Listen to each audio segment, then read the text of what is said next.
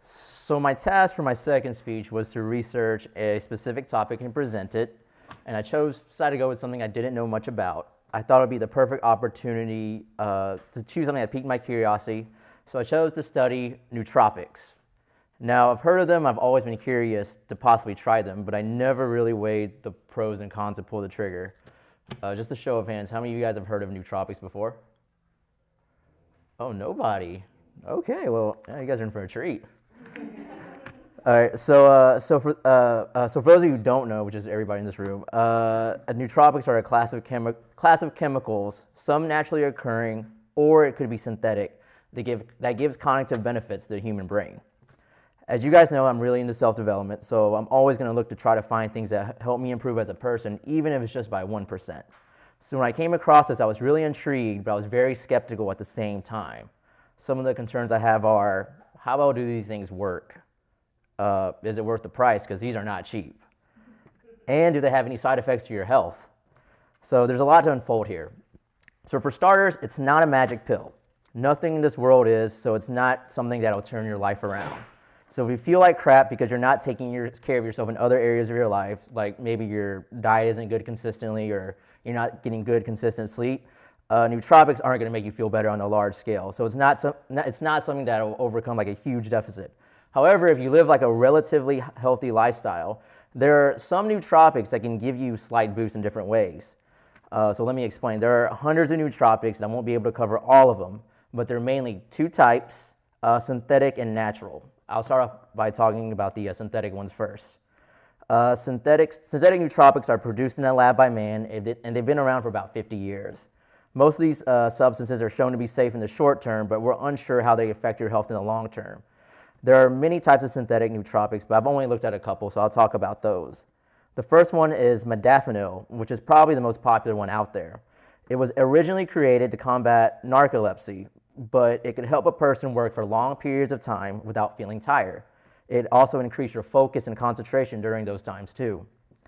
It's not addictive and doesn't have a come-down effect like an energy drink, but some short-term side effects include headache, nausea, nervousness, dizziness, or difficulty sleeping. And like I said before, who knows what the long-term side effects are. Another popular one is called racetam. It can improve your brain function. Well, it significantly improves brain function with people who are recovering from strokes. In tests with rats, it's shown that it doesn't improve memory input and output and also helps with depression. Some side effects include insomnia, weight gain, nervousness, hyperactivity, and muscle spasm. And once again, who knows what the longer-term effects are. Now I want to get into natural nootropics. These are substances that can be found in the wild. The good thing about natural nootropics are that they've been around forever and the effects have been observed over the course of thousands of years. So the picture is more clear about what they do to your body. Now there are several natural nootropics out there, but I'll only go over a few that I've looked into. The first natural nootropic I want to talk about is omega-3 fatty acids. There's a lot of studies to back up the benefits of this one. I recommend it because I take this one on a daily basis and I notice the benefits with it. It's found in plants, algae, fish, and you can also take the supplement in the form of fish oil. Some benefits are that it combats depression, reduces anxiety, and it reduces brain fog. Second one is L-theanine, which is a compound naturally found in tea. Now this one I'm willing to try. It's been shown to help with stress, anxiety, blood pressure, and the inability to sleep. It also has been shown to increase alpha brain waves, which has been shown to increase concentration and focus. It's actually really useful to pair with caffeine because it's good at mitigating those side effects that you get with caffeine, such as the jitteriness, anxiety, and that horrible crash. So this is good news for all you coffee lovers out there, as you can pair this with your coffee and get all the upside effects of your coffee while mitigating the downside effects. So also unlike caffeine, it doesn't have any addiction, so therefore there's no withdrawal. Another nootropic is magnesium, which is a mineral found in certain nuts and vegetables. Some benefits include improved learning, improved memory, lower blood pressure, and more energy. It also plays a role in exercise performance because our body spends magnesium on muscle work. So some foods that have a good source of magnesium are spinach and other leafy vegetables, pumpkin seeds, black beans, and many others. An easy way to remember foods with magnesium is to link it with foods with fiber. Generally, foods that are high in fiber are also high in magnesium as well. Or you can just go to Kroger and get the supplement.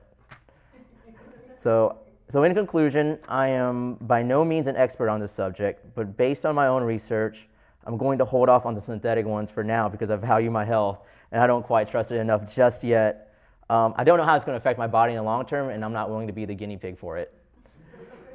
Also, it's just really expensive. So I looked some up. They're like $100 a bottle, and a bottle has like 80 pills. So I got some bills to pay, so I can't really afford it.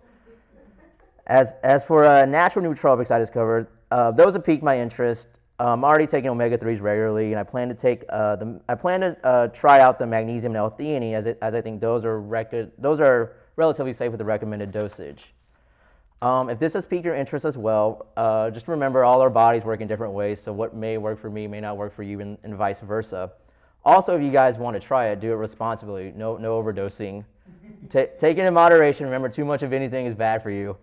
And make sure you research this stuff thoroughly too before you try. And maybe even consult your doctor if you have like a medical condition or something like that. Welcome to the world of nootropics, and so let's see how it goes for me.